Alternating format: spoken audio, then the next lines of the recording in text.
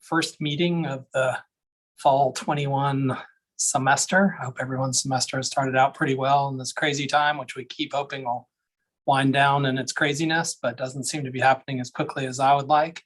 But I'm grateful as always for all of you who serve on this council and for everyone who supports the council's work who are with us today.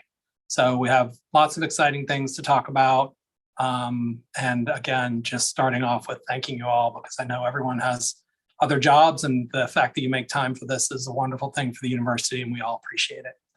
So we'll start off by talking about the minutes from February 2021. If anyone had a chance to have a look at those, and if anyone has corrections they'd like to offer, this would be a great time. And perhaps hearing none now, there'll be a chance afterward if you'd like to offer them. But would anyone like to vote to not approve them? Because otherwise we'll go ahead and approve the minutes. All right, awesome. The minutes are approved. Item number 1, check. So we today are going to talk first about thanking Diamond Holloman so much, who was a wonderful member of the council for the first year and who stepped off to focus on the home stretch of her PhD, which is exciting. And we wish her well and thank her so much. And also we're very excited to welcome Ileana Fenwick to the council. Ileana is fantastic. I've gotten a chance to get to know her some over the past year. She originally, when she was looking at graduate schools, one of the places she thought about going was to work with a colleague of mine, and ended up not going there, which is okay because she came to the right place at Carolina and is working with Janet and I down at the Institute of Marine Sciences. And Ileana is a student in the Department of Earth, Marine, and Environmental Sciences, and is an amazing scholar, just got the NSF GRFP, which is great. And we're so grateful to have her. Ileana, would you like to say anything? Sure. Thank you so much for the warm welcome. I'm really excited to be on this team and just take a look at sustainability at UNC on a larger scale, see what we can do here at the coast, and kind of represent the voice of graduate students and some of the student population at UNC as well. So thank you. I'm really looking forward to this. Fantastic. Thank you so much. So that is wonderful. We continue to have a stream of fantastic people who are willing to work with us, which is so exciting. So that is all good. And now we turn to updates from me, which I'll keep brief. I will say overall that we've continued to accomplish great things, which has been really exciting. But the biggest thing that's happened since we've met last is that we've got the Sustainable Carolina professional staff together. And that group, after some thought about where it might sit, has ended up sitting in the Institute for the Environment, which in some ways you might guess, because that's someplace where I was already. But I also think the more we thought about it and the more we talked about it, the better the fit seemed for the complementary things that the Institute has done in the past and the things that sustainability professionals across the university have done. It's really been a nice fit so far. So I'm excited about it, really excited about the folks we have on board. You're going to hear from Melanie Elliott today, but we also have Cindy Shea and Vic. And Vic, would you like to say something? Hello, introduce yourself, talk a little about the things you're doing. Hi, everyone. I think I've met some of you at some point throughout my time at UNC, but I'm Vic Akabekov. I'm doing program management for Sustainable Carolina, and you might have previously seen me within F&O working on 3 zeros as part of my assignment there. So I'm looking forward to working with all of you into the future. Thank you, Vic. And Cindy, would you like to say hello? Yes, now that my mouse is cooperating. Hi, everybody. It's great to be part of this team. I've been at Carolina for 20 years now, started up the sustainability program and worked in a wide range of topics related to sustainability. Look forward to partnering with all of you. Great. Thank you so much, Cindy. So that really is a wonderful step forward. We have this group together. I haven't even told the folks in Sustainable Carolina that our final position, the communications and engagement position, was approved. So we're going to be able to search for that final member of the team, which will be really great. So that's been a giant step forward, and it's been a lot of fun to begin to work as a group, and we're getting great things accomplished already, which is really exciting. Some other things that I wanted to talk about, I sent out a couple of emails in the spring around the new climate action plan, around things that we were doing related to the public engagement process with that, which was a little unconventional, obviously, because of the pandemic. We couldn't get together in person as we hoped to, but we were able to complete that. And Melanie's going to talk about all that when she gives you an update in a few minutes. But one thing that we did that was exciting is we had a significant gift from Hanes Brands Incorporated that ended up being called the Champion Sustainability Fund, which is going to be a green revolving fund that hopefully will allow us to do great things around sustainability for the university. And also the hope is have a source of revenue that will build the fund up and allow us to fund a broader suite of activities for sustainability, which is exciting. And we're also very much at the time of trying to figure out exactly how it might work. And as you can imagine, those of you who have involvement with the business side of the university, that it's not necessarily going to be dead simple, but we're optimistic we can make it happen. And it's an exciting private-public partnership, and Hanes is really interested in being quite involved in how things work out and also being involved more broadly across sustainability at the university, which has been great.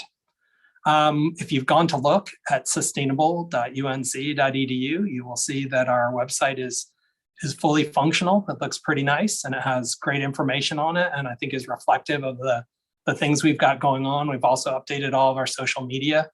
We're at the point now of trying to go take that next step towards being exciting and engaging, but that, as those of you who've done it know, there are a lot of moving parts there, but everything you need to know about the recent progress around sustainability is there. The climate action plan, public interaction piece was run through the website. The final climate action plan now sits there. So it's a really nice source of information that we're working as a group to try and have it be exactly what we want it to be in terms of communicating with multiple audiences and strike that balance between topical and being updated all the time, but also being manageable, which of course is a difficult thing. But that's been great. You always like to have aspirational goals and have aspirational peers. And for us, that is the University of Pittsburgh's website for sustainability, which is stunningly beautiful. And so we're working that way. We, I think, have the right stuff there now. And as we do more and more, though, I think there'll be more information to share. And as we broaden our role as an amplifier of other things going on across campus, I think there'll be more and more material. And we hopefully will get to the point where we can be like unto Pitt, but we'll see. So far, so good. It looks pretty good. It reflects the things we're doing. And so we'd welcome any feedback on that. We also, through Vic's leadership, have started a sustainability podcast, which Vic did an amazing job on. And I think we have our first episode out there. Please go have a listen. And if you have any idea for people to appear on the podcast, definitely share them. And we will be certainly in touch with almost everybody who's here today to be a part of that as we move forward. I think it's certainly of the time. And I think so far it's been an effective, different kind of way to communicate. And we're looking for all the ways we can to be sure we're conveying the things that we're doing. So this year, actually, yeah, I've already mentioned the new staff persons. That's good. That search will be initiated soon for the education and engagement person, which will be a great addition. And this year, in the year that's just concluded, we focused our first year on greenhouse gases. And we had the climate action plan, which I think you all know accelerated our goal for carbon neutrality from 2050 to 2040. That was the key piece. We have some really exciting recent progress, which Melanie will talk about. But this year we're focused on water, which is going to be a lot of fun. I think the university has a lot of great accomplishments around water use and around different issues surrounding sustainability and water. And we're excited to get working on that. And that's something that we'll definitely be in touch with all of you about to get your perspectives and expertise. But the goal there is to have a series of explorations and connections to other parts of the university through research and through educational pieces, culminating in the spring with rolling out the water plan, which will be analogous to the climate action plan. So it will in some ways be an update as to where we are in terms of past products, or past progress, but it'll also lay out the plans for the future. And we have some pretty exciting stuff we've been talking about, and we're definitely looking forward to the year of water. So look forward to hearing more about that in a tangible way at our next meeting. And also we'll be reaching out to each of you as we come across areas where your expertise would be great to add. And as always, the connections, when we talk about connections to research and education, it's not always that you're exactly doing research on the topic that we're going to include in the plan, but that there are things that all of you are doing that we need to be sure are regarded within the broad range of sustainability activities at the university. And that part has been really fun as we've begun to think about that, because this is certainly an area of significant strength for the university. So on that topic, another thing that we've been doing is making really great material connections, both to research and to education. Just about, and I think everybody on the Sustainable Carolina team is involved in some way or another, and some in very substantive ways, with things like capstone courses and with EcoStudio as a structure and EcoStudio as a provider of interns. And that's been great, and I think a lot of fun. And one of the things that we want to be sure is carried over from past sustainability activities on campus, that it's always been a great conduit for undergraduate experiences and for undergraduate independent research. So that's been, I think, off to a really fast start. We are making plans to have it be a little more, not centralized, but just that we understand it as a whole, and so that we plan as a group and know exactly where we're going and where we've been as far as connections to the experiential piece. And I think as we move forward, we'll be able to, the things we're doing, I think will scale well. And there are certainly plenty of things going on campus that benefit from the great undergraduates at Carolina. And then on the research side, there have been a handful of things. Angel Sue's, Data-Driven Environmental Lab did a heat mapping exercise that we're able through IE to help connect to Chapel Hill, and those sorts of things I think will continue on, particularly in the year of water. I think we have a lot of great overlap with water quality and with flooding, folks who look at flooding, where there'll be nice opportunities for student projects to be focused not only on the university, but on our connections to Chapel Hill and to Carborough. So that has been really positive as well.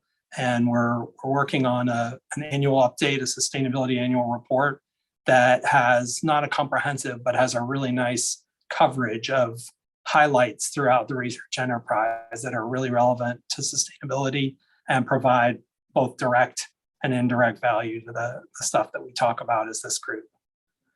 So the one last thing I'll mention is that if anybody is feeling bored tonight around 7 o'clock, I'll be talking to the town council a little bit about the progress that we've made with the climate action plan and with our progress around emissions and some more specific things about the operation of the cogen plant.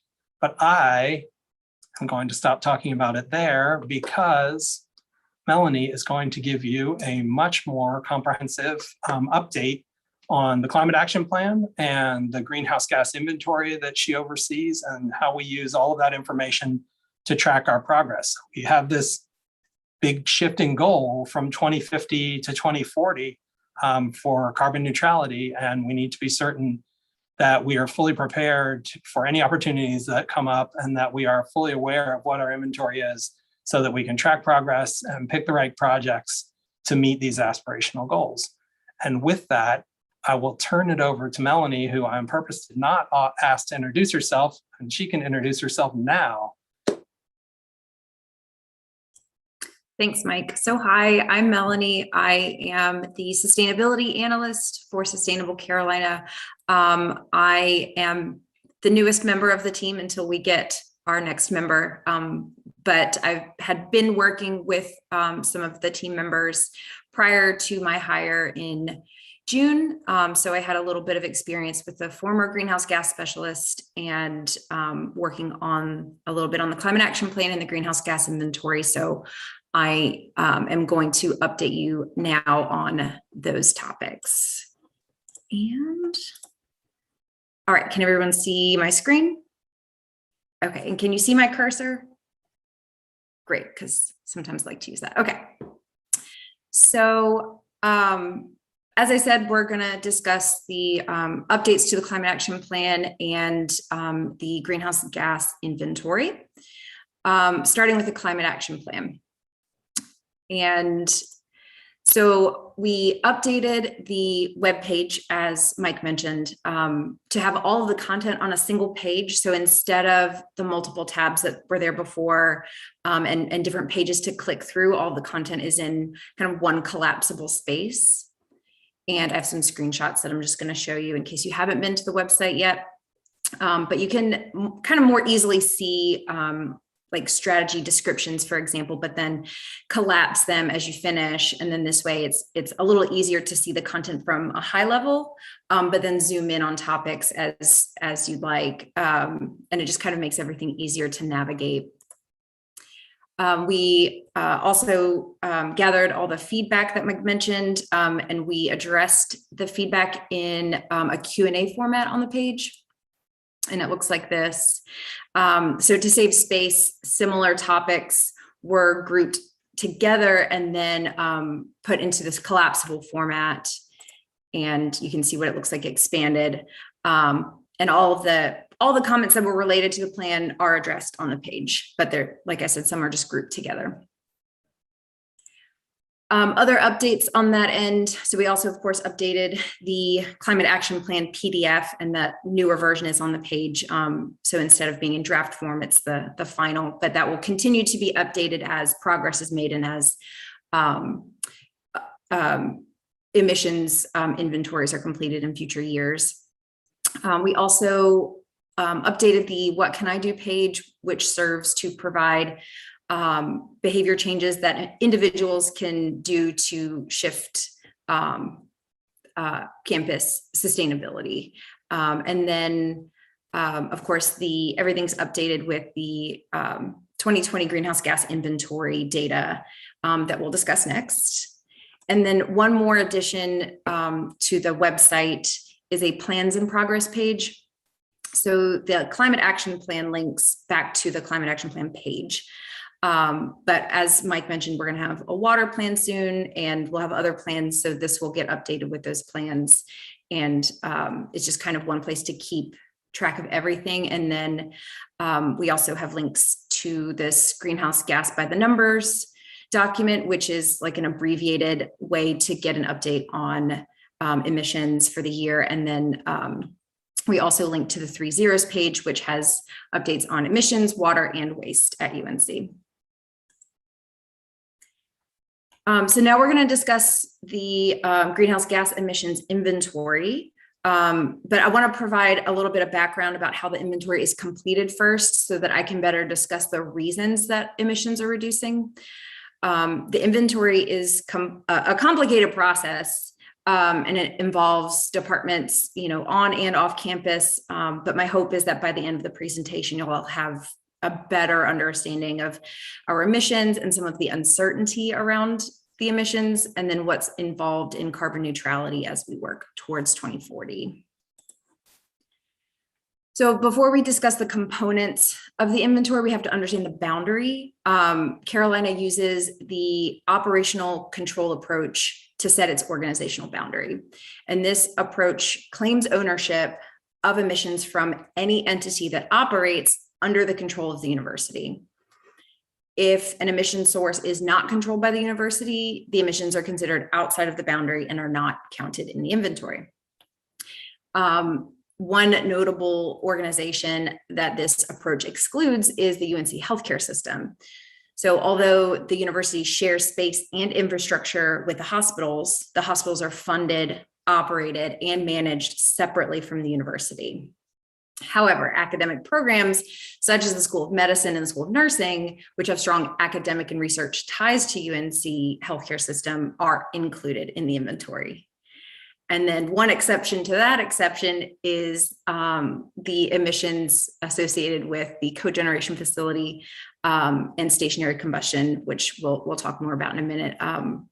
So these facilities serve the university and the UNC healthcare system, but all of the emissions are allocated to the university because we operate those facilities.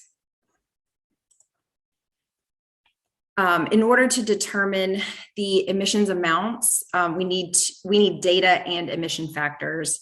And the data comes from various sources, as I said, on and off campus. And the emission factors may be provided by organizations like the EPA, Duke Energy, or they may be a default in the calculator that we use.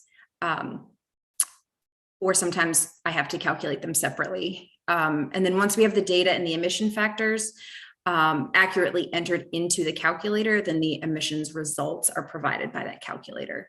And so this is just a little example of that, so that I can kind of explain more about why emissions are reducing, because the emission factors changing are going to be a key component to that. So now we can take a look at some of the results.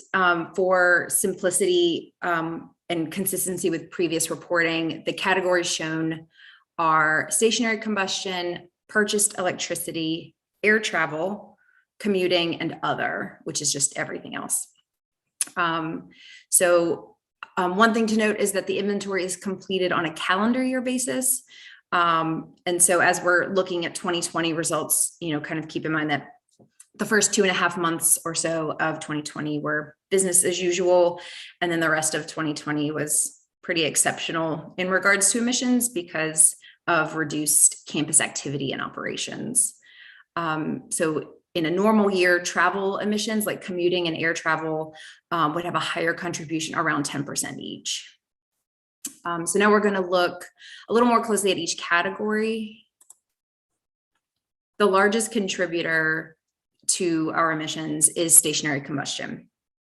And that's when we combust a fuel to produce steam and electricity or electricity. So as you can see, the cogeneration plant accounts for the vast majority of our energy production and therefore the majority of our combustion emissions. And the plant's primary purpose is to generate steam for campus and the hospital. And the steam is used for building heating, humidification, hot water heating, and sterilization. The plant generates electricity as a byproduct of the steam production, which helps increase efficiency, and it reduces the amount of electricity that needs to be purchased from Duke Energy, which in turn saves emissions.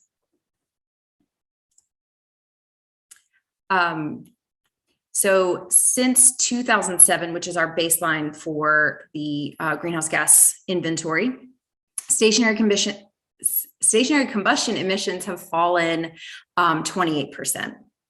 And this reduction is in part due to efficiency improvements and in part due to less coal use in combustion.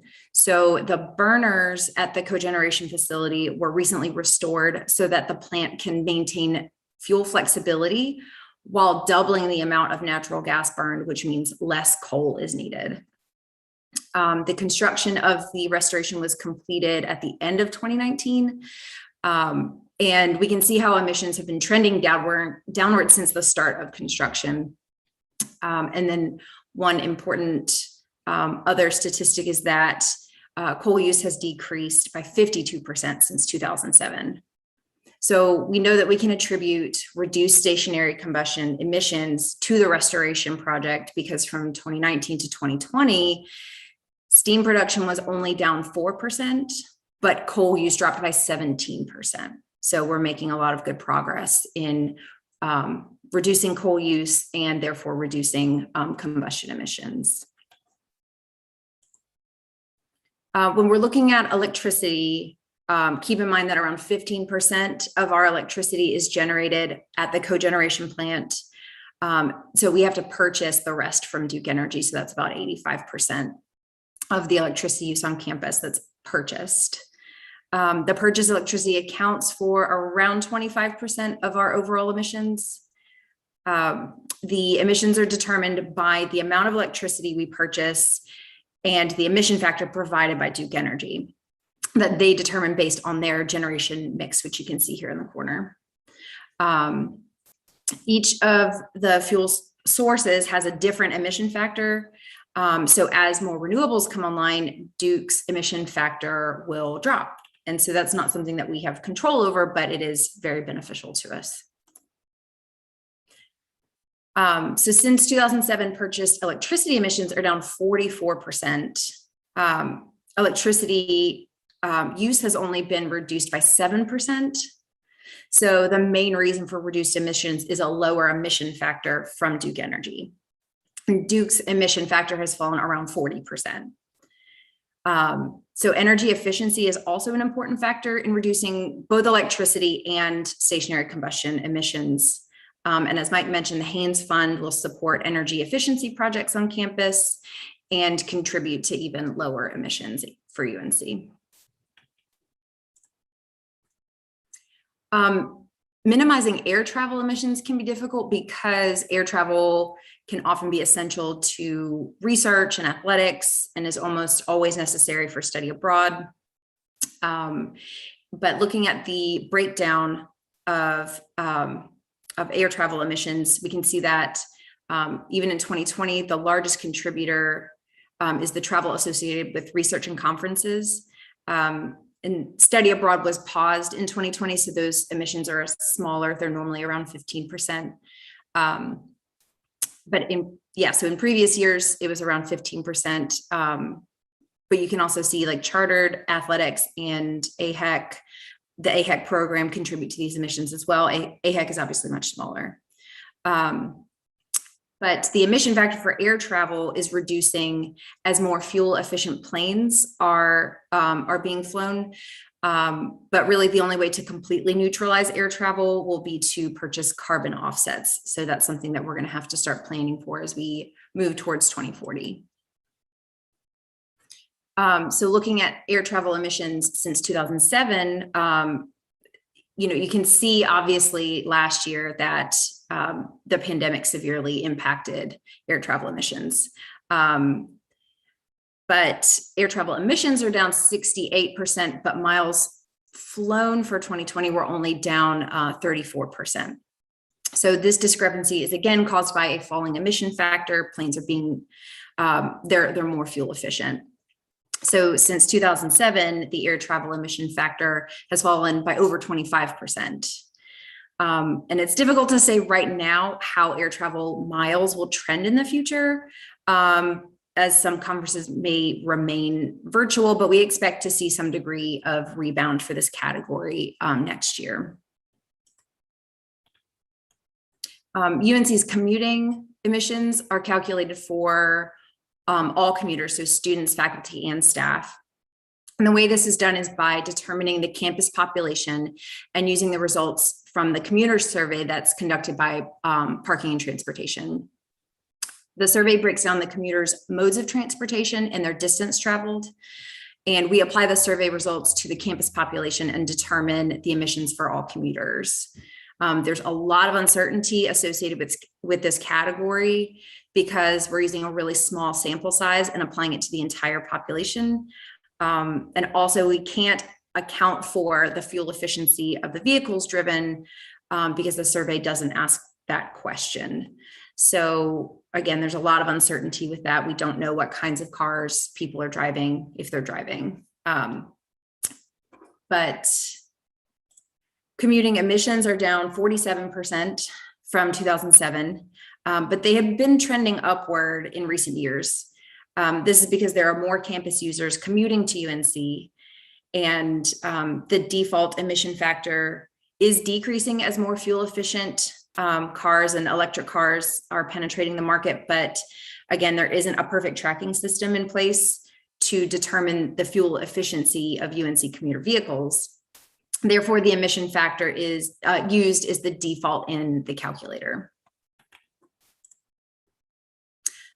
Other emissions that we calculate that contribute less than 1 to 2% each of our overall emissions are listed here. These include fuel emissions from our fleet and other ground travel, the food and paper that we purchase, the waste that we generate. And then the sources that contribute the most to this category include refrigerants and chemicals, upstream natural gas, and then transmission and distribution losses. But this category has been relatively flat over the last decade or so. And this is because we're making good progress in some areas like sustainable food purchases and recycled paper purchases, but this progress is being offset by an increase in upstream natural gas that's resulting from the increased natural gas purchases that we're using for stationary combustion. So if we are replacing coal with natural gas, this will increase. But again, it's around 2% of our total emissions for upstream natural gas. So now we can look at the progress as a whole. And we've come a long way since 2007. But we still have a long way to go before we can reach carbon neutrality in 2040. Again, the revolving fund will help with energy efficiency endeavors, which will impact both stationary combustion and purchase electricity. And we will continue to implement the strategies from the Climate Action Plan to further reduce emissions from all the categories, especially transportation-related ones. But since 2007, emissions have been reduced 40%. And as I mentioned, some of the results were in 2020 were related specifically to decreased campus use due to the pandemic. So we're still working to determine to what extent emissions were impacted by our efforts and to what extent emissions were impacted by the pandemic and will rebound as time progresses. But we're hopeful that behaviors such as remote working will continue to reduce emissions into the future. The pandemic has obviously taught us that flexibility is a necessity, and we'll see how flexibility impacts emissions. And that's all. Does anyone have any questions?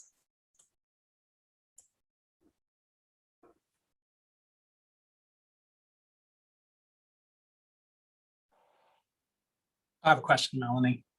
And I think I might have asked you already, so forgive me. But with the final figure where you show the reduction in all categories, and I know that there's a couple of classes looking at the pandemic impact, do you have a ballpark sense of where we likely are if we hadn't had the pandemic? So how, we made good progress, but it's probably not a 40% reduction. Any guess? Yeah, it would be around 30% from the baseline. So still really good. So in 2019, the reduction was 24% from baseline. So 2020 was still a big year for emissions reductions. If it were 30% even, instead of 40%. Great, thank you. Hi, Melanie. Thank you very much for that overview. That was really interesting. You mentioned it just right at the end, but I was wondering about if there are similar projections to more detail around the question of people commuting and not driving to campus.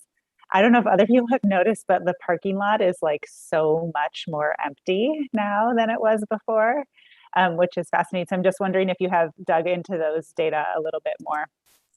Yeah, so there's, as Mike just mentioned, there's a couple of classes looking at this for us because it's a lot to look at, a lot to consider. And so we wanted a few minds working on this. And so one capstone that Vic and I are directly involved with is specifically looking at to what extent the pandemic impacted those emissions versus what our efforts were doing. And to help us better project into the future what business as usual is going to look like, because it's not usual anymore. So we're working on it, and we're going to update the climate action plan once we have a better idea of what that's going to look like in the future. So we're digging in.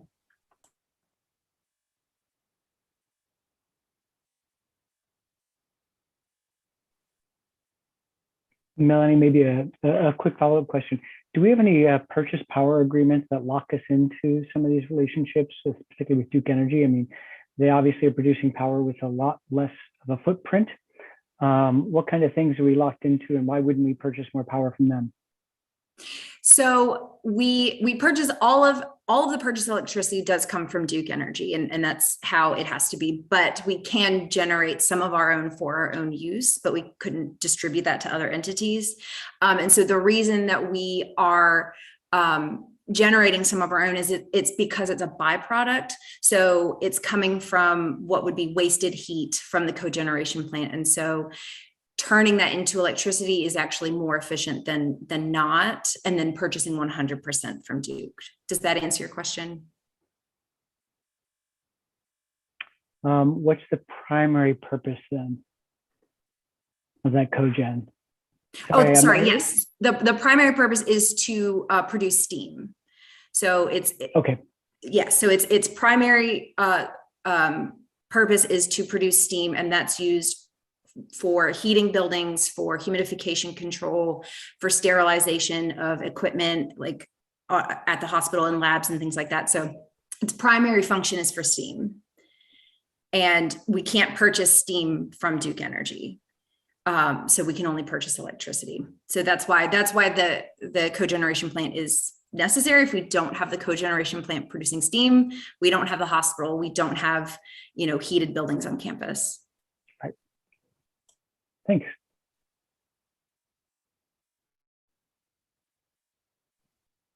Hi, Melanie. Thank you for your presentation. I was wondering if you could speak a little bit to the degree of uncertainty regarding the commuter-like statistics. I know you mentioned that you're kind of applying this small sample size to the entire student population. So maybe just a little bit about how you all have come to terms with that and what we can kind of do with that data. Yeah, so in the calculator, we can mark each data set as high, medium, or low confidence. And so we always just mark that as low confidence. But it was especially tricky in 2020 because the survey is conducted biannually, so and on odd years. So it was conducted in 2019 and likely to be conducted this year. So there wasn't a commuter survey during the pandemic. And so we had to kind of reach out to see how many people were doing telework for the year and kind of get an average for that. And so again, it really increased uncertainty. And so I don't have like a percent error or anything offhand, but it's definitely one of the most highest uncertainty categories. And there's maybe some tactics that we could do to increase uncertainty, but right now as it stands, it's the best tool we have available is the commuter survey. And I think the sample size is maybe a couple thousand commuters. And so then we take that and say, okay, we have this campus size and it's broken down by students who have typically a shorter commute. They tend to live closer to campus, and then faculty and then staff who tend to live farther from campus. So we take in all these other variables, but again, it's just increasing uncertainty. And then of course, with the fuel efficiency of vehicles, everyone's driving a different car with different fuel efficiency. And it's a complicated process, and we don't have a better solution now than what we're doing. But like I said, 2020 was the most complicated because we didn't have the best sense of how many people were actually commuting to campus. Absolutely. Thank you.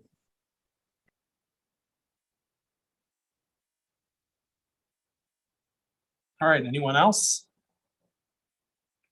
I have one quick follow-up, Melanie. Do you have a sense yet whether there might be other, like getting to Elizabeth's question or Elizabeth's idea of the empty parking lot? Do you have a sense yet if there might be data available that could capture that? Or is that probably going to be one of those areas that's maybe going to remain a little murky? I don't have a sense yet, but I have a feeling it'll remain a little bit murky, but I'll definitely let you know if I find something better out.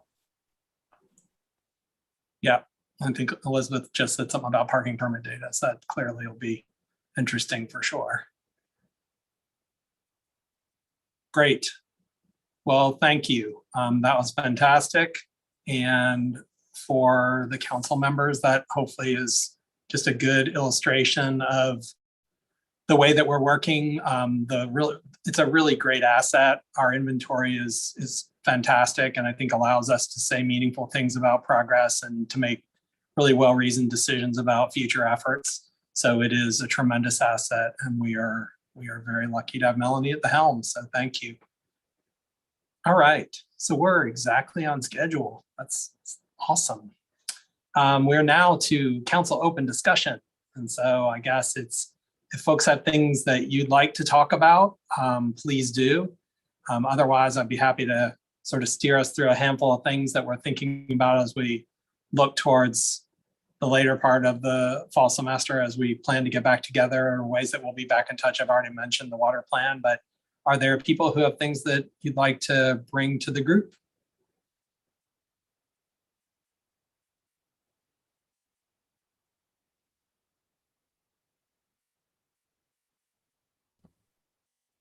All right, I'll do it. Okay. How about this? Oh, who is that? This is Jeff. Hey, Jeff. Awesome. We're going down this road of trying to better understand blended finance as an opportunity to address the sustainable development goals, not just in development finance, but here in the US and in North Carolina as well. As part of that, we have a new competition that has begun. I mean, registrations have begun. I shouldn't say the competition's begun. So we're going to be sharing that with all of you, not in the sense of just, I mean, of course, share it with students, because we want to see how many students we can get to start thinking across boundaries and borders of different types of finance, from public finance to philanthropy to private capital, but also because we, as in the Center for Sustainable Enterprise, would like to talk with each of you about how you interact with different types of finance, and how can we start to combine our thoughts and processes on combining different sources to tackle huge problems that have a lot of startup risk from the capital sense, because public finance, combining public finance and philanthropy can pull out risk, so we can mobilize massive amounts of private capital to go into certain areas, whether it's climate change or any of the other 16 sustainable development goals and beyond. But so just be aware of that I'll probably reach out to each of you to talk more about how you view finance and private capital from your different perspectives and areas and research. Just got done with the class, so I need some water, more water. But I just want to bring that to your attention. The competition itself is called LIFT, which stands for Launching Investment for Future Transformation. And it is the first of a 3-year commitment for us to do this kind of blended finance competition. And then also, I guess, just to throw it out there too, we've started curating resources on finance and investment around climate change for upper medium and lower medium, as well as low income markets, also usually referred to, or often referred to, as emerging and developing markets. And so we put those up for the world to see, to try to make it easier to find these things. And we're doing the same thing around blended finance right now in sustainable development goals. So I can share those resource pages if anybody's interested in that too. So absolutely, thank you. No problem. Hey, Jeff, what about climate-related financial risks? So you guys thinking about opening up a little bit of a knowledge portal around that as well? Yeah, we're going to talk to Greg about that. Perfect. We'll get to that. But I mean, he's a much better resource for a lot of that than we are, until what we'd like to do is combine that with the kind of alpha and profit side of things, combine the alpha and beta, if you will, from investment terms to find, to address risk, but to find opportunity as well. So. Yeah, and the real challenge, I know you know this, is how you do this without distorting local capital markets. And so, how you provide that kind of financial support and credit enhancements without screwing up the local markets. But that's an interesting conversation. Yeah, absolutely. Would love to talk to you about it more. I should note that it is a global competition as well. So we have some registrations from 4 countries right now. We just opened them up last week. So. Well, perfect. Great, thank you. Talk to Felix about places where you can advertise that, because I'm sure he can get the word out globally. Oh, he's on my list for tomorrow, actually. So. Perfect.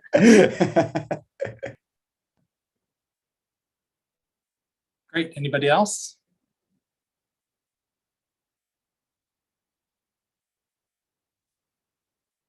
So I guess I would prompt MC, I forget if Nate is with us today, but MC, if you're here, to maybe talk a little about thoughts around the environmental coalition and perhaps things that the council might be able to do to help support that and ideas that you all may be having to think about making it even better? Yeah, so I have sorry, I'm losing I've been not feeling too great these past few days. But I have one of my staff members working on that right now. So we're getting the group together and we finally have the updated contacts. Currently working on creating some type of project for all the environmental groups to work on just to unify them as a whole. Also thinking about creating subgroups. So to more focus on like environmental affairs and make it more of like an environmental justice type deal. But we definitely want it to be just kind of a sort where, sorry, I'm so sorry. We definitely, we want to be able to, I guess, kind of project like what's going on here. And then just everything you're telling us, Mike, and like whenever you rely any information to me, want to make sure that they're completely like all the knowledge is transparent, that everything's going to them. Also want to be able to share what they have to say and bring it back here. Right now, that's looking like it's going to be going well. We're going to start meeting soon, but I'll keep you updated on that. And if anyone has any ideas on projects, please do let me know. Yeah, and just that's great. Thank you, MC. And that sounds very promising. And as always, let me know how I can help. But just in case those of you who may not recall, the Environmental Coalition was something that Nate and MC came up with to get all of the leaders of the student environmental groups together with some frequency around some draw for them. And I think if I recall correctly, Cindy offered the great idea of a project, isn't that right, MC? To bring everybody together. I think that's a really good idea to have something to do that brings them together rather than just meeting monthly. But the big goals were to be sure that the communication was complete because there are so many dispersed and varied environmental organizations on campus. And also to be sure that all the great ideas were being shared and that everyone knew not only what one another were doing, but things they might be able to do together. So that's exciting, and definitely let us know if there are things we can do to help. All right, anybody else?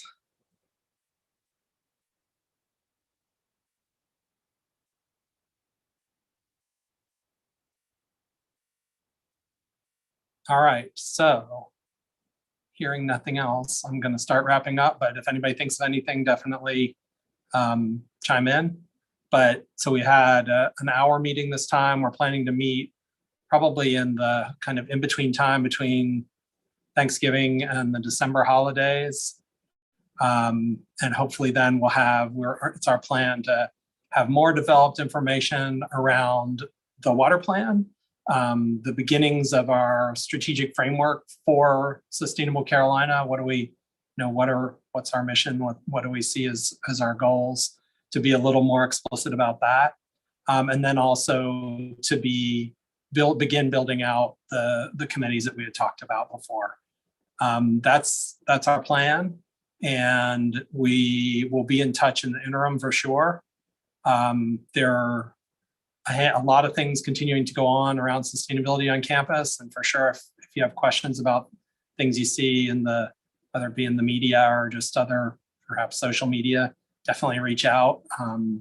There are a lot, we're sharing all the facts we have, and some of them shine new lights in some of the things that people are saying. So we just want to do as good a job as possible of being sure that the facts are out there, whether they're good or whether they're challenging. And we're excited to be making some headway in really important areas. All right.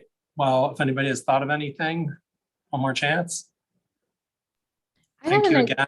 Oh, go ahead, Ileana, please. I wanted to share an idea with MC. I know that something that could kind of corral student organizations or students together that could be cool during this time would be like a social media challenge, or maybe something that you could hand over to the groups that, like, a hashtag that people could keep track of, and there could be some type of prize, something that could still engage students in the somewhat still virtual environment, but would be something that we could track relatively easily and get some cool metrics on. So that's just kind of like a passing idea or thought, and I'd be happy to talk to you more about it too. But yeah, just idea. Thank you. I really appreciate that. All right, great idea. I'm going to try and win. All right, anybody else? Well, again, sincere thanks to you all. We're excited to be getting a lot of traction in a lot of areas, and it is in no small part to all of you. And we will keep you up to date as new things happen, but we'll also see you very soon. And as always, everybody, please reach out. I'll be here and happy to talk about stuff. And have a great afternoon. Now I need to go drink water because it's 7 o'clock. I have to talk again. Jeff, drink up. MC, get well. All right, everybody, thank you. And we will see you in a couple months, and keep in touch. Thanks, Mike.